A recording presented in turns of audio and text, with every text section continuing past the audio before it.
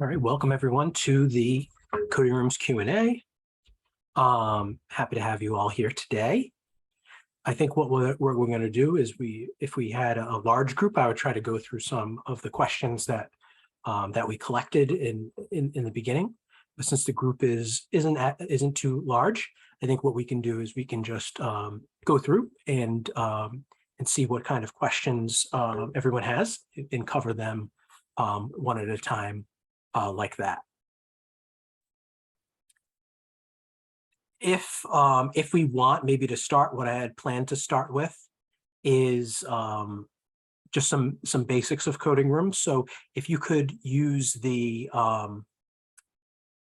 reactions feature in Zoom down at the bottom, or if you're on camera, just raise your hand in the picture, something like that, to identify if you are interested tonight in very basics, just creating some pages, some assignments, and stuff like that. If you think you have questions like that, or if your questions are more specific, just go ahead now if you want to either raise your hand or do one of those Zoom reactions or something like that, if that's something you're interested in tonight. Thank you, Tina. Yeah, and the chat's acceptable too. I'm just trying to get a gauge, and there's not that many people, so you can use any form of communication, and I'll probably get an idea.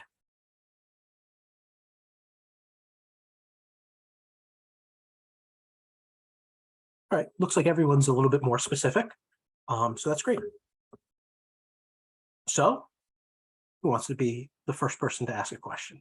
I'm going to start to share my screen as we do that.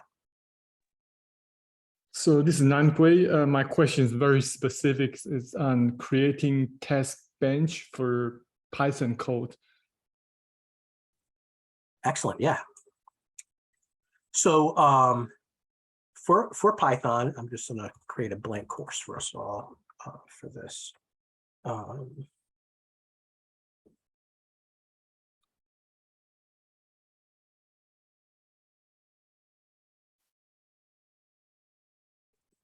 For Python, we have a lot of different options. What I'm going to mainly point you towards for this is some of our documentation we have in the Help Center. We have a good amount of resources that we actually pull from my website about doing some auto grading. Let me go over some quick basics, and then I'll see if you have any other specifics. Actually, try and open the chat. There we go. All right, so first, just to show some basics, I'm going to create a coding assignment page here in this just blank course that I've created. Coding assignment page, if you don't know, is a page in the new version of Coding Rooms that you can create that has one large ID on the right-hand side, and then our new page style. You can create stuff, but that large ID always is on the right-hand side, available to students. Of course, you can select your language for that ID that's there.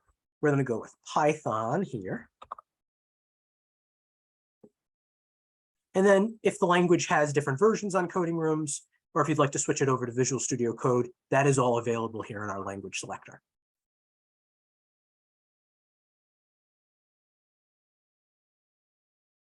Actually, Harris, thank you, Harris, for providing that link in there. So for auto grading, the ID, as we did get a lot of questions revolving that in the survey just for signing up for this QA, we have in the ID block when you're designing the template that students get. So that's what this area is when you see that as a teacher. You notice that you're in the template tab. This is where you can provide the files, the starter code that you want the students to get. Okay.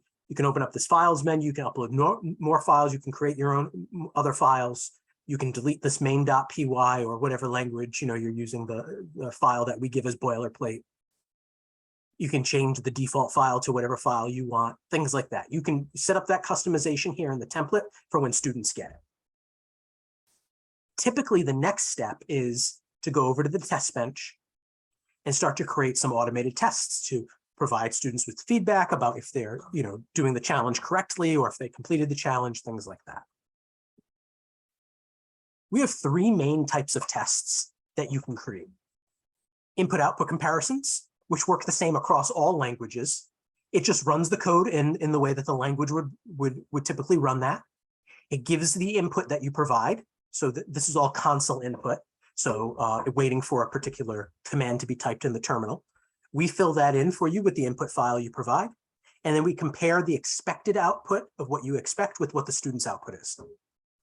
Developing an input-output comparison is the same for every language on coding groups. And so it would work the same no matter what language you're using. I'm going to give a quick example of kind of what I just said here. Here's the test case. We have different compare methods that you can use. This is with what you're expecting the student's code to output versus what is actually put, the output of the student's code. How do you want to compare those? The default that we have is flexible equality. We ignore case, white space, special characters. So if they forget a period and your expected one has a period, yours has an uppercase, hello, and theirs is lowercase. If you want to ignore those things, which in most situations, typically you do, especially with beginning learners, you can do that.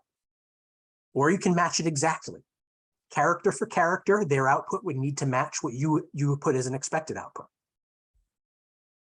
Contains an exact value once. If you're just, they may do some different things to prompt the user for input, stuff like that, a little bit different. If you just want to search for one thing in their output, maybe they calculate a value properly or something like that, you can use this contains an exact value at least once. Or you can build your own regular expression to do the comparison if you don't use one of our pre-set up ones. Input. For each of the input kind of lines that you'd expect the student's file to have, you do a new line here in the input. So let's say we expect the students of code to ask for a first name and a last name. We would do this. We'd say, all right, Joe is going to be the example first name, and the example for this test last name is going to be Mazzone. A new line for each of the inputs. And then the expected output you'd put down here. What do you expect their code to output? And it's going to compare what actually happens with their code to what you put here based on this compare method.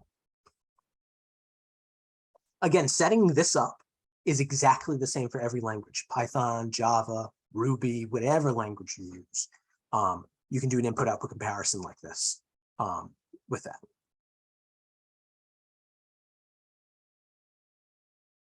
Where it gets more language specific and more powerful with some of the things that you can test is when you set up unit testing.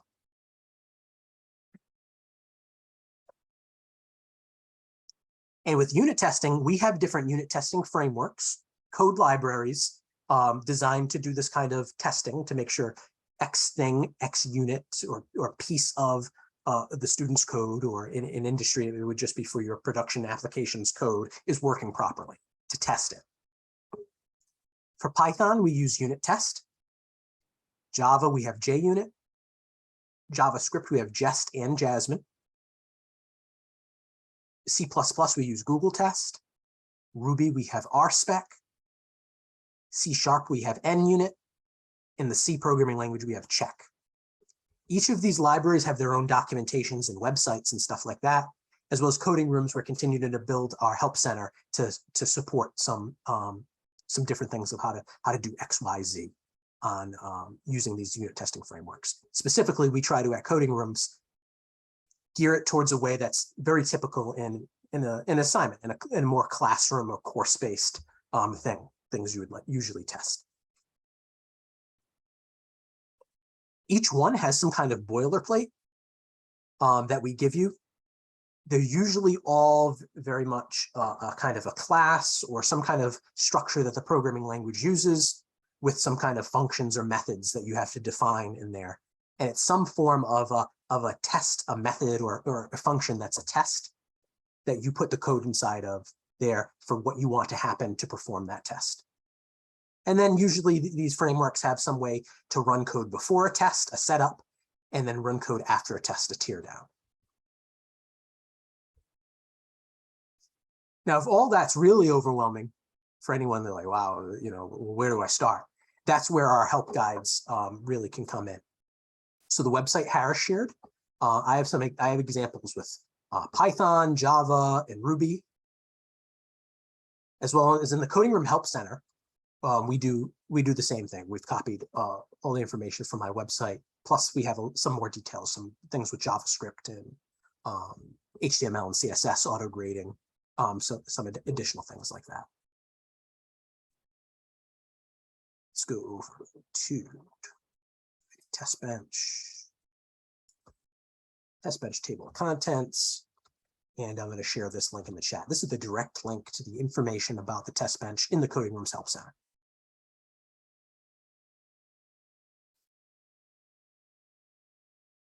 The question that we started off with was about, doing this automated testing with Python. So you can see we have a number of examples here that you can look at. Well, what if you want to just check a student's variables value? Let's say you want them to define a variable num1 equals 5. How can we do that with a Python unit test? Well, we give you an example here. Essentially for Python or most of these languages, whatever structure there is to import another file is what you're going to be using to take the student's code and then use it in some way to actually test, call the function that they're supposed to define, check a value that they're supposed to have, things like that is what you're testing. So for instance, in a simple variable test, we import the student's code. For this example, we call it example. And then all of the unit testing is based on these assertions. Some of the other frameworks call it something different, but like Python and Java call it an assertion. And you assert true that example files num variable is equal to 5 or whatever you want it to be. And so that's what you're doing. You're, let's say, calling a student's function. This function is supposed to do this. If I call this function with this value, I expect it to return this value. Or I expect the student's code to output this when I call this function or whatever it may be. And so this page gives you a number of those practical examples. Testing a list. Here's an output test. So we have the input-output test, but maybe you want to be able to use a unit test to be able to test output or check output something, maybe when you call a student's function or something like that. And you can capture that output and you can test it also. So we have those examples in here for you. Here's one of a function. So it's a function that's supposed to print hello world. This is how you test it. Function that returns a value called add 5. So adds 5 to a number that's given. This is how you test it. Now, an important thing with these unit tests are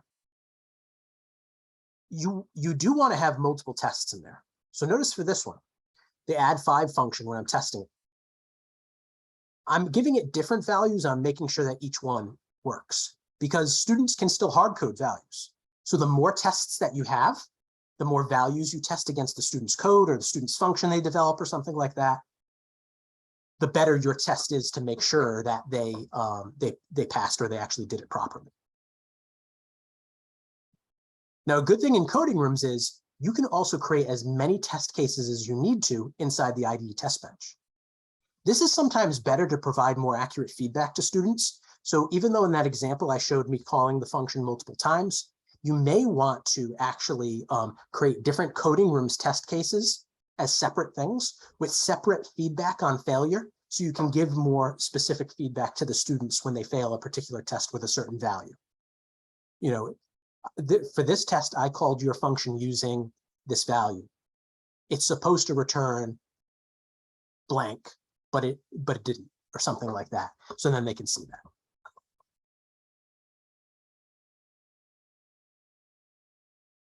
Any other questions around the auto grading of Python or anything? That's great. Thanks. Very welcome. The resources are always what I say is the most important. You got to sit there, you got to look at some of that stuff, try to build one for on your own for sure.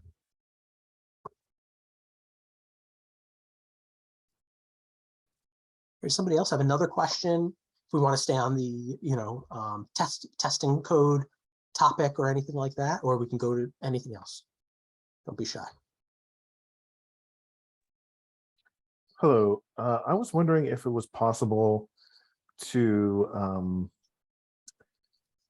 choose questions for an assessment from like I know we just use the word test bank here, but I'm thinking like a collection of questions that may be around a certain topic and have those pulled in for sort of not exactly random assessment, but just, I like to have the students retake certain standards until they pass. And so I'd like to have like multiple questions sort of testing the same thing. It would be great if coding rooms could randomly select one from a group. Is that something that's possible? Absolutely. It's not at this time, but it is something that is on our roadmap. No ETA yet, so it's not in an immediate plan, but it is something that we're aware of. We'd like users to be able to create, so the language that we use is a block. So for anybody that's more new to coding rooms, you have all these interactive blocks that you can use as little assessment pieces and questions, like a multiple choice question, but it could be drag and drop and stuff. We do want you all to be able to the plan is tag these blocks with specific things like skills or standards and stuff like that. And then also be able to have a collection like a bank, a block bank is what we've been calling it on our planning, and be able to pull from that. And then, one of the things that we have noted is a page like that. So you have a page and you'd say, randomly select a block that has this tag for here. And maybe you'd say, I want 10 of these. So you put 10 of them on there that randomly select a block with that tag or something. Not something we're going to have, immediately in the next couple of months, but it is something we are thinking about. So thank you for the feedback. Okay, thank you.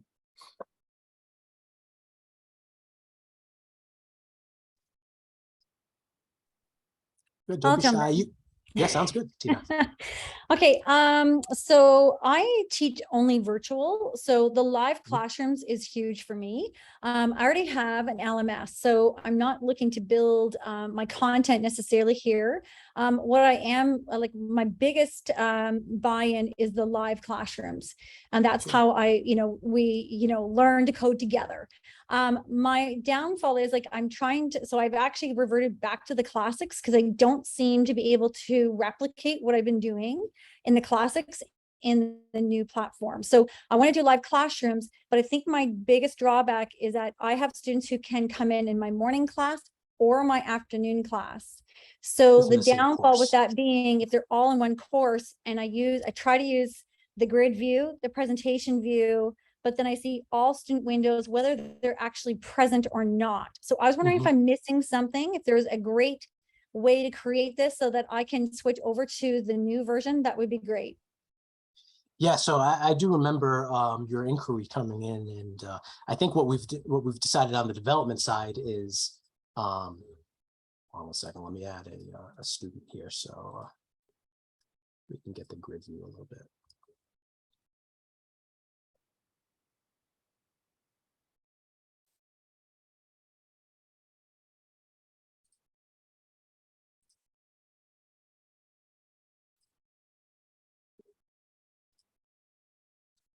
Is that we need some more filters here. And essentially what we'd like to have filtered is probably something like the last active time, something like that. So that if it says not started, those students wouldn't show up here for you. So in the Lightning Grader, for instance, you can see here, Jack's not started. That's because I haven't opened that page as a student yet. What I'm thinking is if you can filter by last active time, sort by last active time is really what would probably be helpful. You would see the students that are active in your session currently first. And that's probably going to be most helpful for you. Sorry, you broke up for me initially when you first started off. So can you just show me? Sorry, I kind of missed out a little bit. So you said there's filtering. So the active students right now would filter then. That'd be great because I haven't done this live with the kids yet. So maybe that was my mistake because I just saw all the windows and I'm like, okay. So, but what you're saying is if once they're active, it would be better. Well, we're gonna add that functionality for you. It was something we discussed from your report. So and that's essentially what we'd be able to do. So because we do have that ability. We can see their last active time, if they haven't started, stuff like that. So you can filter out students that haven't started and then probably sort by most active. something like that. Okay, so that's on the roadmap, but does not currently exist yet. And you're not getting rid of the classics at this point, so I can Not this continue school with year. that. Yep. Okay. Yep. So you can continue with the classic. Certainly in the new version, we took a ton of feedback from the classic version that we heard. We have lots of improvements. I think one thing that the classic version, a live classroom, does that I think you're doing here is more of a one-off kind of experience of live coding together type of thing. So just create a new live classroom, you code together, and it's just that one little instance existed there. What we heard so much feedback about were people wanted to do live classroom with a lot of their other content. They wanted to start a live classroom with their assignments. They wanted to be able to design live classrooms and reuse them more often. So that's kind of what we have set up here. You could and I think a lot of our users don't face the same issue that you face, because a lot of them have particular sections of students that they see at regular times. So they just use those sections to start live sessions with only those individuals, and they're able to filter per those sections of students that they have set up. Because your students mix and meet at different sections or at different times, ends up not working as well. So we'll look to add that Okay, and filtering to and sorting piggyback, capability. I apologize, but just while we're here, and it just came to me, the template, because what I do is before a live classroom, I actually use the template feature and create all my files, and I create all my activities, and then Yep. we code it together. I just couldn't figure out how to create that template with your setup so that it's like it does in live classrooms. So when you create a page, you're creating the template for the students. So when I add an ID to a page, this is the template that I'm creating. What's great about this versus the old classic live classroom too is I can change the template later if I need to. And then the new students that come to your morning session, you go, oh, that didn't work right. I want to provide them with this and this. When the students come later after you've changed the template, they'll get the new template when they start on that page. We also have the reset to template button, so you can edit the template and have the students reset back to your template, things like that. But this is the template as you're designing it here, what you're seeing on the page when you design it as an instructor.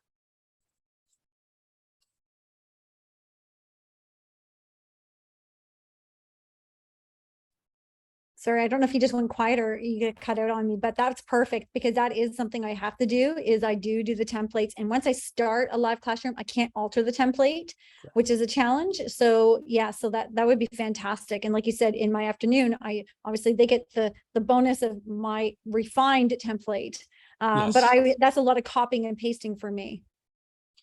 Yep, you shouldn't have to do that in the new version. So I think although that one case, you know what I mean, that one thing that hopefully we'll get for you soon, I'm hopeful that we should be able to get to in the next couple of weeks here. Is probably the one barrier for you. I would hope that you'd find everything else is a huge advantage in the new version of the things you can do. Providing students for your live classroom with other resources on the page, being able to do some other activities for some quick formative assessments and stuff with them, all within a live session. Well, that's the unfortunate part. It was like I could either be in the classic or I couldn't. So for assignments, I'm back to the old classics. So my only concern is in a couple of weeks you guys are good to go, but I've now started with all the assignments and everything in the classic version. But anyways, I don't want to take up any more time. You could have used the new version. It's still their Coding Rooms account. So they wouldn't have to sign in and create a new account or anything like that. You could have done all assignments and stuff in the new version. And but just wouldn't that be two classroom. classrooms? That'd be two separate courses.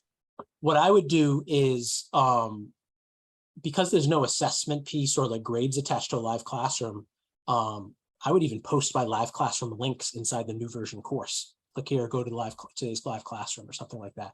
I would do all that kind of stuff, and just not tie the live classroom to a course, and instead just make it, anybody with a Coding Rooms account that has the link. Something to think about. That was worth coming here for that. Thank you so much. You're welcome. All right, next question. Well, I have a question that kind of like goes on top of that. I've been trying to use the interactive lessons in my classes using multiple IDs for different things, and I'm teaching in person, so it's, they're kind of following along with me. there's not a good place for my code that I can find. I've been trying to use the make a model, and so that I'm not editing the template live in front of them. That doesn't seem to work well if I have more than one section in a class, because whatever the last class did is what's there for the next class. Is there a way to handle that? Do you have a suggestion? Yeah, our recommendation is the presentation mode. So when we start a presentation, you can optionally have video conferencing on and off. You can optionally force the students to follow and be on the specific page that you're presenting. And what happens is you start the presentation session. You can give it a name too. So let's say, you have section 1 of your course is going to be this presentation. And you can make it so you only go live with that section of students. You'd be able to select that section. So this presentation would only be for them. You start that presentation. You're given a copy of the page. That is your presentation view. Here, it will persist within that presentation. So if you open up the preview, the presentation, any work you did in here will be saved. When you run the code, it syncs and the students will see it also. So let me show here. Here's my presentation view. I'm presenting to the students. This is what the students would see. Actually, I didn't publish this page, so that's not going to work.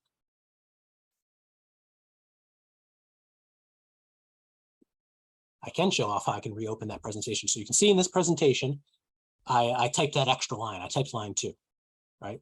It's not here in my template, so I'm not affecting the template that students get or anything. Let me just publish this page now. So now students can actually access it. Now I'm going to open the presentation.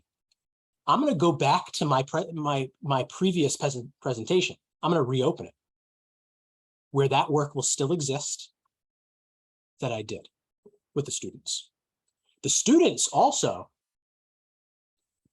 can open up a previous presentation. So as you can see, that there's that line I typed. This is what it looks like for the students. The students get a split screen of your presentation where they can watch you live type.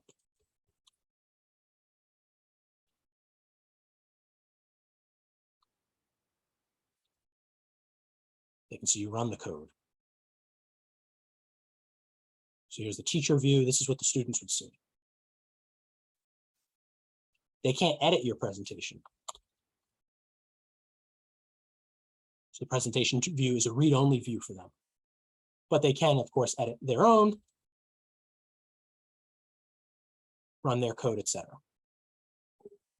This gives you a space where you can do your live class demonstration, follow along, and then if you do like them to have this as notes, when you end the presentation session, this goes away for them.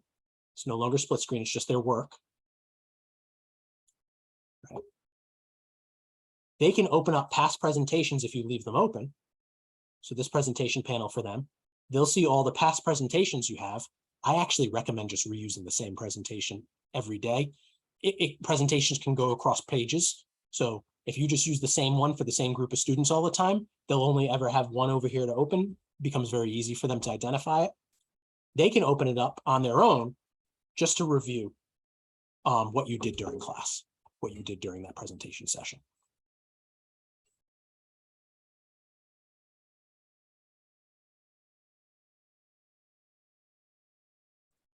This doesn't affect the teacher. Teacher doesn't have it open. This is just the student reviewing that.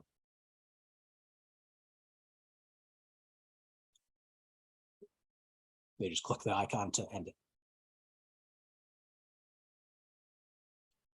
So definitely a coding room's best practice is to use that presentation session for all that live teaching scenarios, the presentation views created for you to do that, and then it keeps track of all that information. If you don't want the students to open up a past presentation, you click this little X to close the session. Closed sessions are not accessible by students.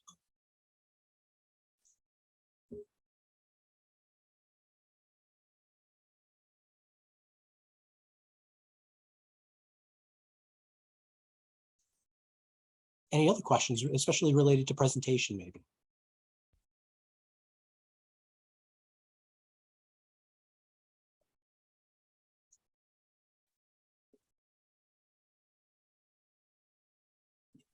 Hi, All right, sorry. Can, Yeah, that's good. We can hear awesome. you. So I found it. I opened up my coding rooms, on the side, and I found the presentation mode. Can you just show me how do I give students the link? You mentioned that maybe like this is their page and they can see it on their computer, right? So where's the link that I'm going to send them? So in the new version, you don't have to give a link. If Okay. they're in the course, Okay. somewhere in the course, it will, Yep. and you have follow presentation on, it Yep. forces them to go to your page and see your presentation. Beautiful. That's fantastic. Awesome. So all you have to do is tell them to have the coding rooms course open. As soon as they go on any page, it's going to move them over to the page that you're on, Yep. and they're going to be looking at your presentation. It Unbelievable. keeps them on that page.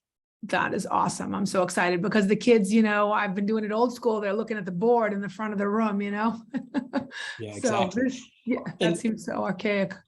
The whole idea with the classic version of the presentation of the live classroom, which was Coding Room's core product previously, that whole idea was really important to us, especially during a remote learning scenario. Is screen real estate is so important. So yes, you can do screen shares, but then students have to kind of switch between tabs if they don't have multiple monitor situation, which most students don't. Or they have to do some kind of split screen and it doesn't really work. It doesn't really look right. In coding rooms, we have a nice optimized split screen where they can right on their screen, right inside of their tab next to their own code, watch you code. And it becomes, even in a live teaching scenario, a much more improved and an efficient way for the students to follow along. Because now right next to where they're running code and testing things, they're seeing your code and your examples. And they don't have to look up and down at a monitor or anything, or at a projector, anything like that. So all of the interviews we've done with students, they talk about just how much better of an experience that is for them to just be able to follow along right inside the same window. Wow. Thank you. That's so cool. I'm going to try that tomorrow morning with the kids. I'll let you know how it goes. Excellent. Sounds great. Yeah, send me an email. I'd love to hear that. Thank you.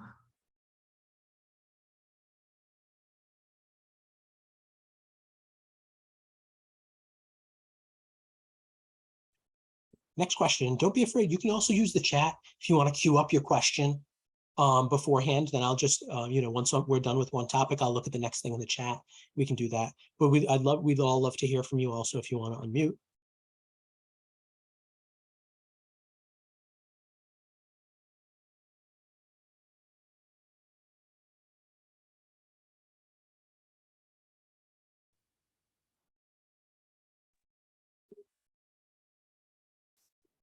So this question, since no one else asking, this question might not be relevant, but I've been speaking with Karim about see if your team could support the other language called Julia, which is a free version similar to Meta, but open source. I'm just wondering if your team could consider adding Julia to your pipeline, because I think the platform is great.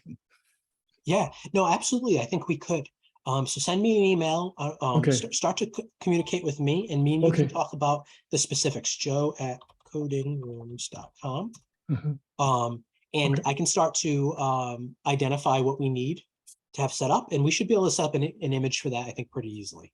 Essentially what we need is, what do we need to install on the Linux machine? Are there any additional packages or libraries and stuff like that that are associated that you want to have installed? And then identifying what we need to do for our run button to make it actually run the code. So what's the file, file extension of the code files, and then how do we actually run it? How do we execute it in the console or command line? Thanks so much. Perfect. Another kind of question that kind of follows on that one as well is it at all possible, or is there any way to, I'm always using the same files every time I'm doing a project. I'm doing JavaScript with P5, so I have to load library and I have setup files and all these. So every time I set up a new IDE, I delete the files, upload all the new files, and set everything. Is there some way that I can just set that once and then just bring in my environment that I want them to start in? I know. So that's a great question and a great quality of life thing that we have thought about. Essentially, we'd like you all to have the ability to create your own templates in a way. So this is something on our roadmap we're going to have some coding rooms templates. P5 is one of the ones that we'd look to add. Some pre-set up files that we know people would use as a different boilerplate for certain projects. And then we would allow you at a course level to define your own templates with that. Not something we're going to have in the next month or so, but it is completely on our radar. We do have a question from Steve in the chat here. How to import Pygame 0 and other libraries into Python coding rooms. Very easy. It just works. So for Pygame 0, I forget the exact, actually, I do have a demo of Pygame 0, I believe. So let's check it out together. If you're looking for some example projects of things, this is my course that I always give. Or I'll create, if someone's asking, how do I run this on coding rooms? I'll usually create it in here and then share it out. It's a public course, so you don't have to enroll or anything. You can just check out the resources. Let's see what we've got in here. Pygame 0 example. I do have one. So you can see, and I'll add this for you, Steve, as an example. Here's a Pygame 0 game.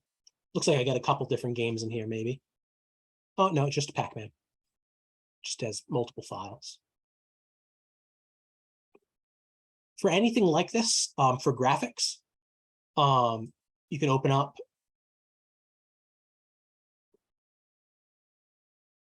the desktop. We have a full Linux desktop that you can use and students can run on. And you can see it works actually pretty well. Other than when I can't play the game well, but it does, it works pretty well for games like this. I should actually adjust this file also so it doesn't start the window over in that area. You can see I'm moving around using the arrow keys and stuff. Graphics are running pretty smooth. You're seeing it through Zoom, and we're also seeing it through a VNC virtual desktop here. It's working pretty well. So it's something that people really love about coding rooms, that even these graphical outputs work really well for students. It's just a Linux machine's desktop we give you access to. It has, even the file manager on here. We have individuals that teach Linux courses using coding rooms. They can open up the terminal from the desktop also and have access to that.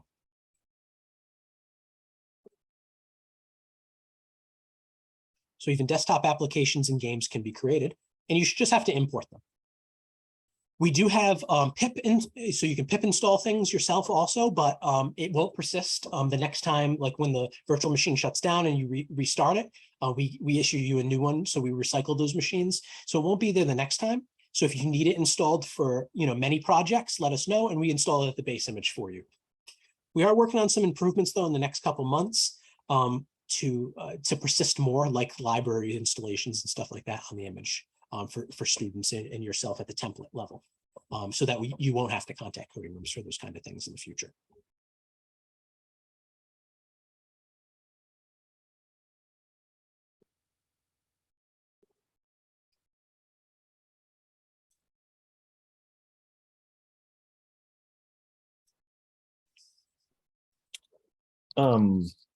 I've noticed this is a little bit specific, but I'm going to go for it.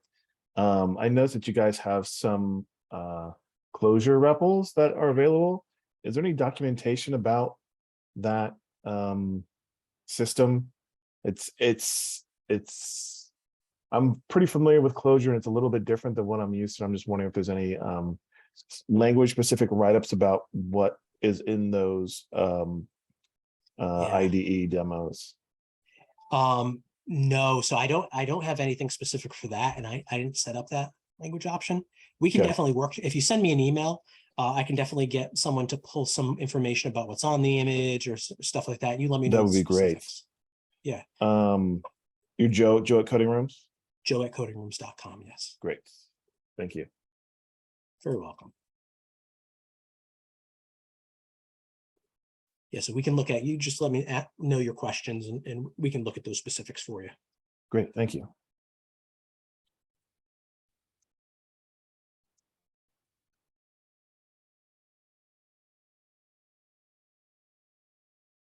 maybe this is a basic question, Joe, but now I'm going to explore okay. the assignment feature now that I'm going to play in here. Is there a way to set a due date for, because I just tried to create one just real quick and I don't, maybe I missed it, a due date so that, and to stop submit, because I love it in the classic, stop submissions after a certain due date as well. And obviously having it come in, only be visible at a certain day.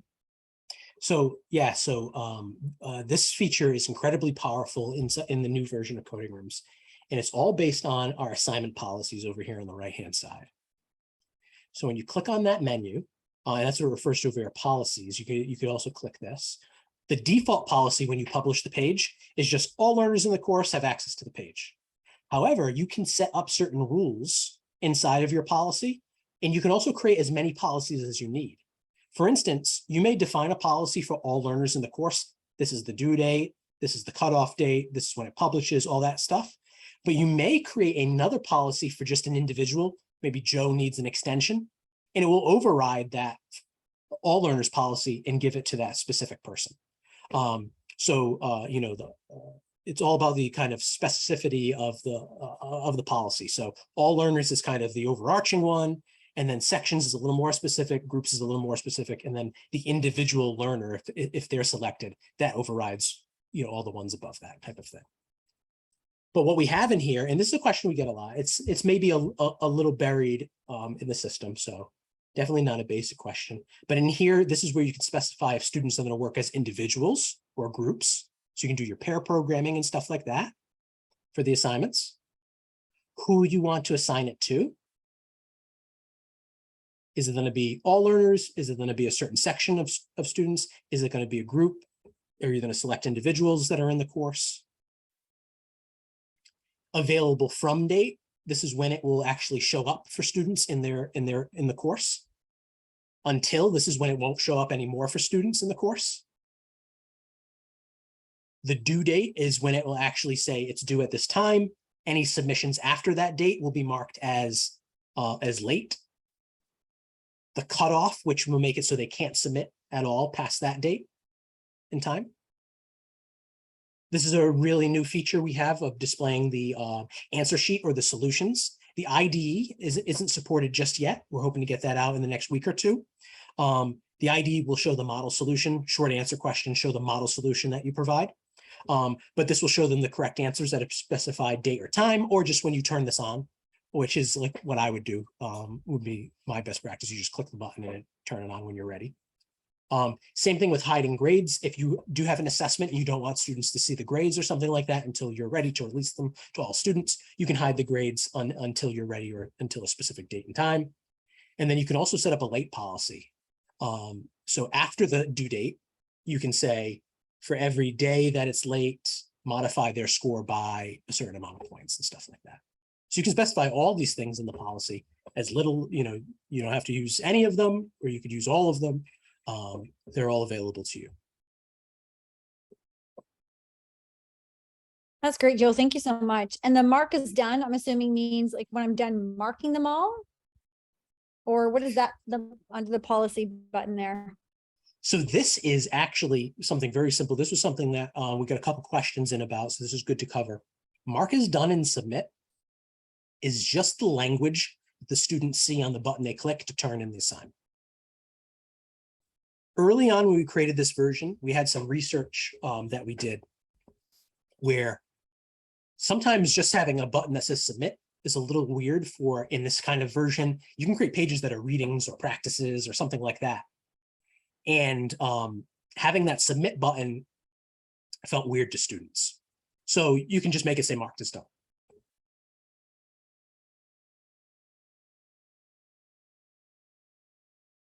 So all that does is change the language on the button. It does change a couple other small visuals to the students. The ones that you have to submit for have a little extra icon on it and stuff like that, that they need to submit something. But that's all that really does. The other toggle that's over here at the page level is the graded one. And this graded toggle makes it so it shows up in the grade book or not. So if you have graded turned off, the page, the score won't show up in the grade book for students or for you as an instructor. And that's great to have off for anything that is a reading or a practice, like something like that. That doesn't show up in the gradebook, doesn't clutter any of your view for that stuff.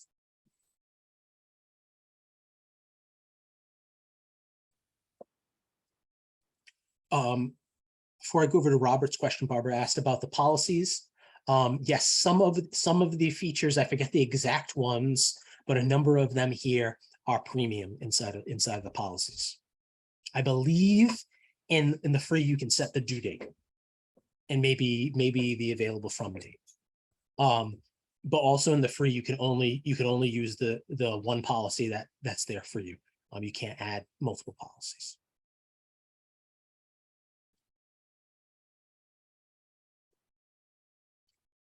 Now, Robert asked about, would love some info on auto grading with JavaScript. P5 is web-based, so I guess I've used Jasmine.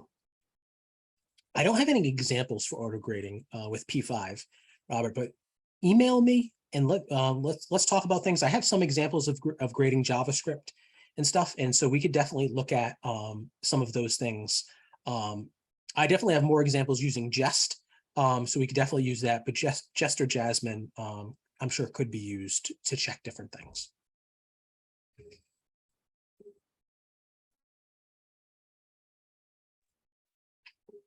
Yeah, so let's walk through. This is a great question. Grading in coding rooms, and how do you return a submission to a student for them to rework on it, stuff like that. So let's absolutely do that. Let me add a multiple choice question to this page. Do a couple things, and I can go over to the student to do that. Some of that stuff. So here as the teacher, I'm gonna add a multiple choice question.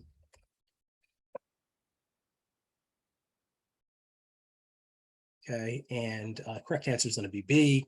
This is a horrible multiple choice question, but I think everyone gets the idea. So we have something like that, and then we have some code over here. Let's make this ID have a test case. Excuse me.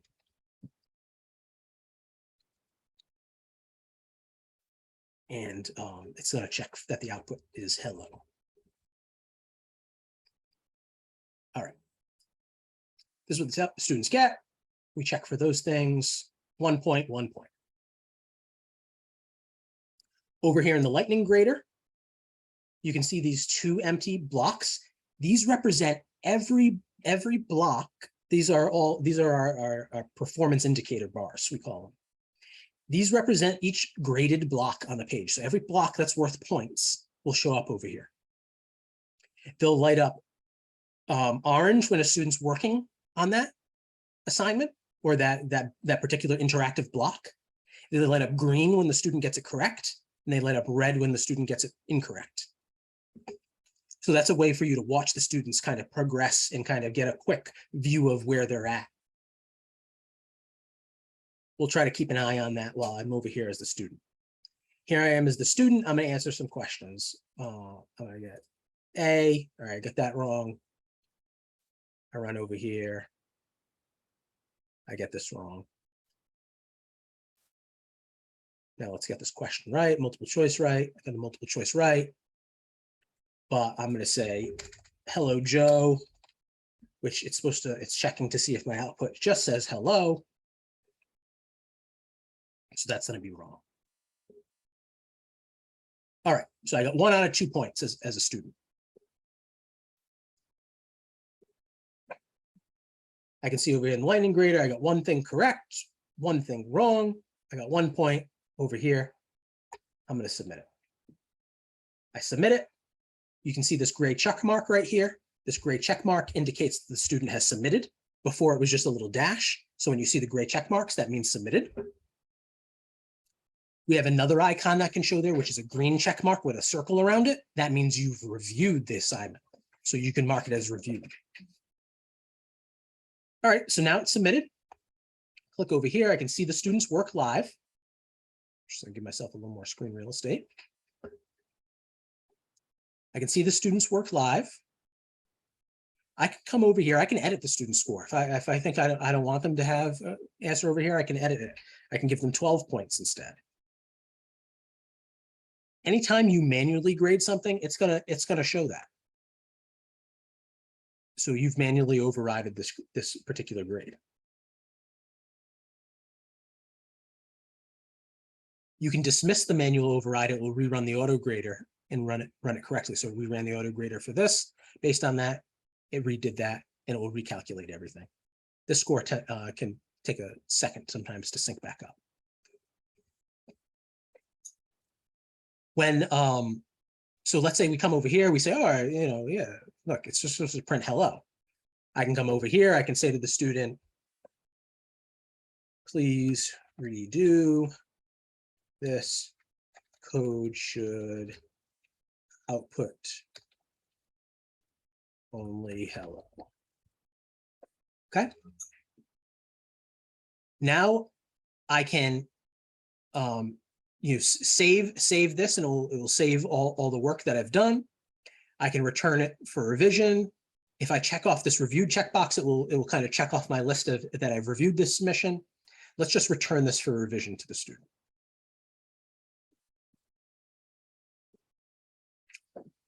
As soon as it's returned for revision, it unsubmits it for the student.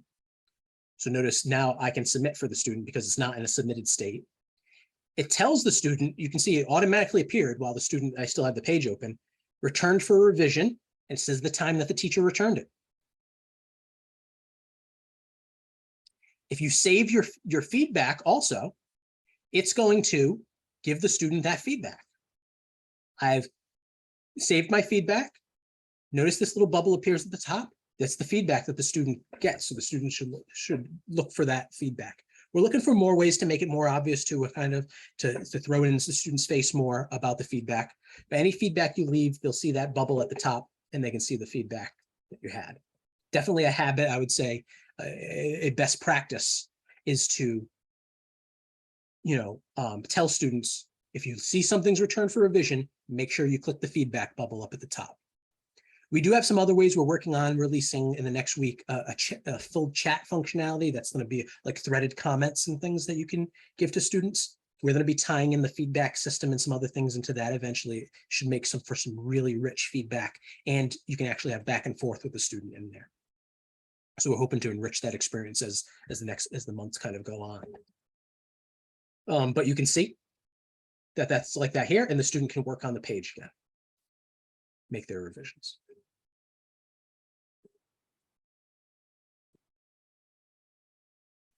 If you do review it, so let me just exit the Lightning Grader quick. You can see it's no longer shows it's submitted, no longer has a little check mark here, stuff like that. So all that stuff goes on still. If I was to review it, which I always say to recommend, that's like when you're done with it. You're saying, I'm done. It's in a final state. You want it kind of off your to-do list. That's when you click this review, save that, and then that's when you should get a green check with a circle. Then on your teacher overview, it won't show up as an assignment you need to review, all that kind of stuff. And that's how you keep track of whose did I look at and give grade to and give feedback to, who didn't I? Then you'll see it all the way down if you have green checks or not.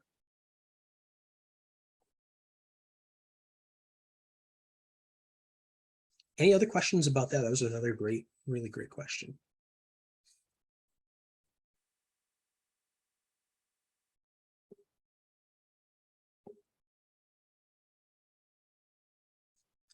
Very welcome, Kathleen.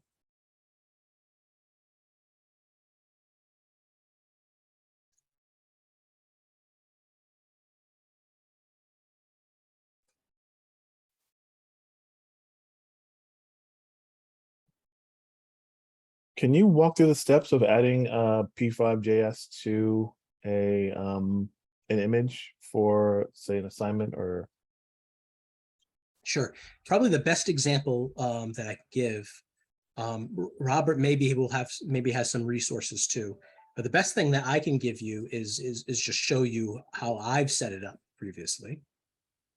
And my demos. Would you just add the HTML, CSS, JS image is what I would start off with. Okay, yes. Okay. And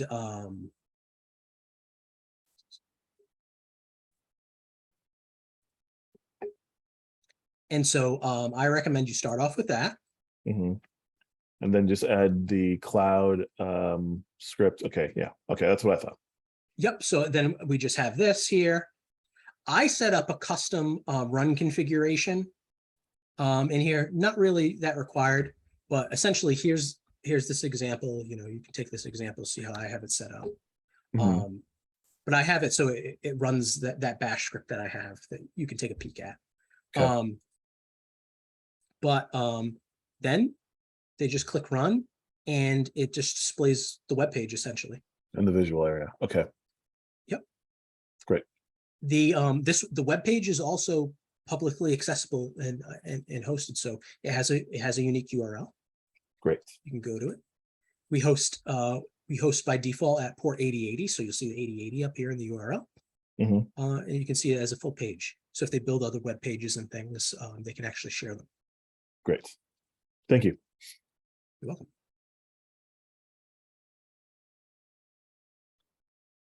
Yeah, I would. Oh, hold on. Yeah, I would just add to that I've noticed that when I try to upload those files, that I have to delete the index.html that's normally in the, latest web, whatever, else it will not upload my index.html file that has the links to the CDN in it. So it's just an extra thing to add there. And then I guess one question for you, since we have this up, is there any way we can actually get the web console to be shown on this page instead of the computer console? That is so that is on our to-do list for this language, specifically for the HTML, CSS, JS option. And so we're working on echoing that console essentially here for you all. So it is on our backlog of to-dos. That would be a big help.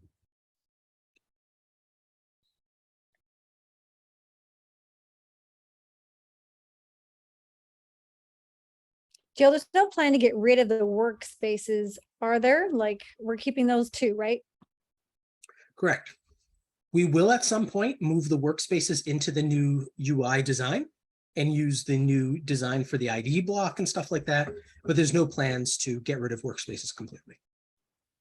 We do highly recommend that any coursework that students do, they do it inside of the courses that you design. It's the only way that we can assure, especially if you have a premium subscription, that they're getting all the bells and whistles of that premium subscription for their workspace. Yeah, I've noticed that. Like, what I do is I create some activities so that the kids can access them asynchronously. So workspaces is the best way I found that they can do that. So they can fork it and then create and do all the things I want them to do. Now they can do it inside your new coding rooms course in the new version. What? Because you can just publish those pages and they'll be available to them. So how do they interact with? Okay, sorry, this is going to take more time. So I'll try to figure that out. Okay, so I will look into that. Yep, you just create the pages, publish it so it's available to them. They go there, they get a copy of it as soon as they visit the page, and they can start working. And then you don't have to hunt down URLs to find their work and stuff. You just go there and it's there. Thank you. Thank you. Thank you. And you can do group assignments and stuff like that so they can collaborate. You can have a whole class of 100 people. I've done it during these webinars before, where I've had everybody here, like 100 people at CSTA in Chicago. I did that. There's 100 people in the room, and I invited them all to a course, and then I made it a group assignment with everybody in the course, and they were all collaborating on the idea at the same time. So super easy to set those up in the new version courses.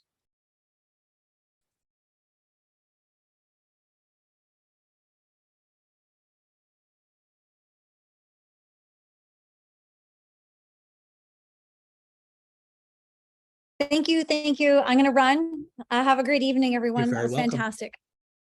Have a great evening. I'm here. We can answer a couple more questions maybe, but people can also feel free to drop. Is there any other questions out there? I need to take up, but thank you so much, Joe. That's very helpful. Thank you. You're very welcome. Have a great night.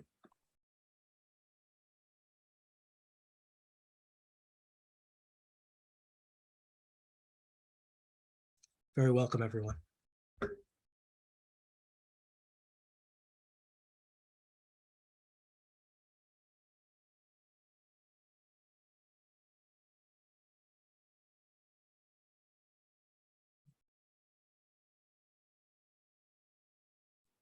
Very welcome, Ann.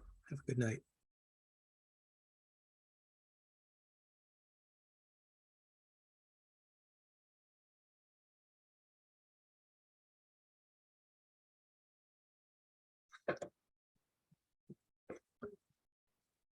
So Barbara, downsides are, if I'm honest, it is a cloud platform, so students access it on the internet. So they, if they have weaker, internet connections, that can be a possible barrier, a possible issue. A lot of the power that we offer is in the paid version versus in the free version. So you certainly get most of the features and most of the power in the paid version. But really, and honestly,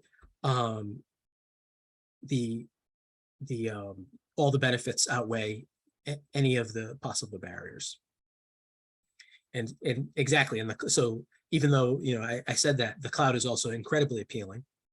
On simple Chromebooks, even tablets and phones, they can access their work in coding rooms, never lose their work. And I think what's most important and powerful from a teaching perspective is you can access their work at any point in time from anywhere, and not have to worry about collecting it. And this one didn't submit the proper files or the proper URL, or didn't upload all their work or something like that. They do their work all in coding rooms. You can access it live. If the student's working there in coding rooms, you can be there live with them. You can see when they click run, you see what it run, you see everything.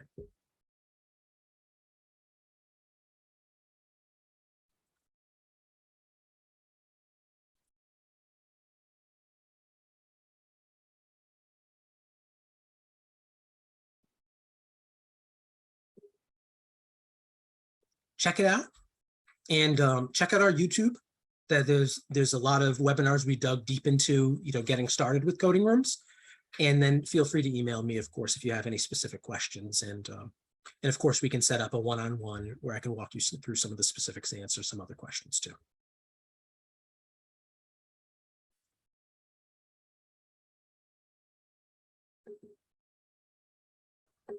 How do we set up a one-on-one with you again? Yeah, just send me an email at joe@codingrooms.com. Okay, thank you. Because I'm basically just trying to get one game up and running in coding rooms. Once I can do that, I'll be good to go. I just tried typing in a game right now and it didn't really work at all. And it's a really short game. So that might need to be a one-on-one thing. Excellent.